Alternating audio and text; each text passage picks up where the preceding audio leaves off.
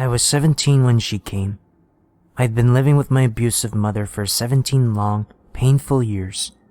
It was around midnight, and my mother was already asleep, so when the 3 soft raps at the front door came, it was me who answered.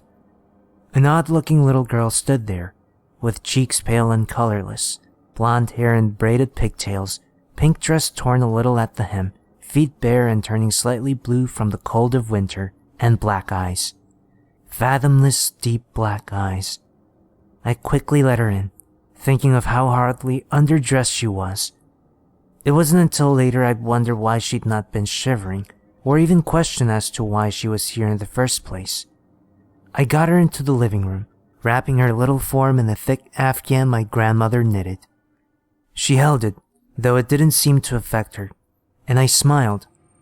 "What's your name, sweetie?" A long silence passed, in which she stared at me. I was beginning to be discomforted by her black gaze when she parted her lips and spoke in a soft voice. "Lacey Morgan." I nodded, smiling again. "You can stay here tonight, Lacey," I said, motioning to the couch. She curled up in a little ball, black eyes still on me, and I exited the room. That night, I slept soundly, not worrying about my mother beating me or the strange little girl on my couch. When morning came and I trudged into the kitchen, I was greeted with a coffee mug to the shoulder.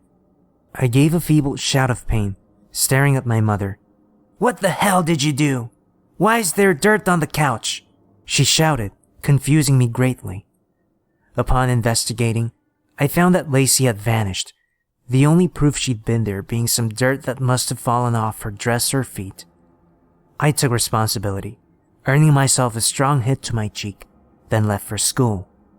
While there, I heard something that sent chills through my spine. Lacey Morgan was found dead last night. I passed the day waiting for any more news on the subject, but found none. Upon arriving home, the news was broadcasting a live report on her though. Lacey Morgan, 6 years of age, was reported dead at 7 last night. Her body was located in the backyard, buried there in pink dress.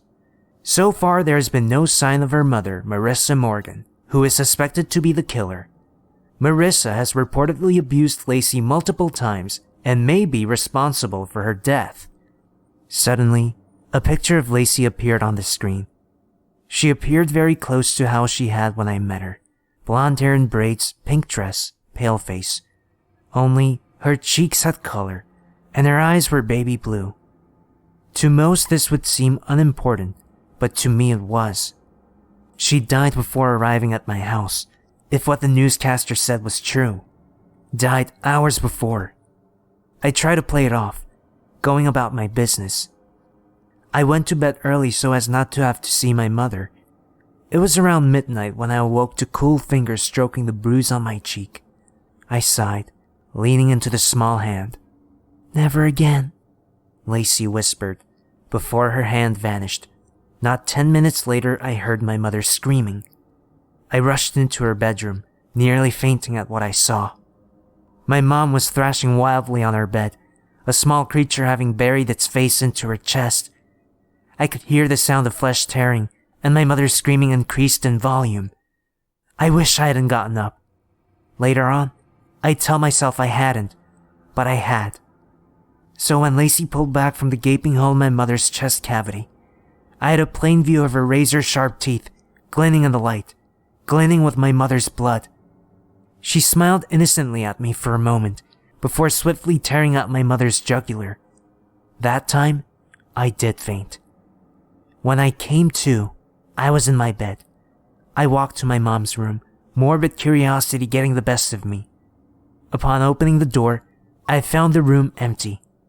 The bed made neatly, as if my mom had left for work early. The only oddities were the dirty child's footprints and the open window, showing that Lacey had in fact visited.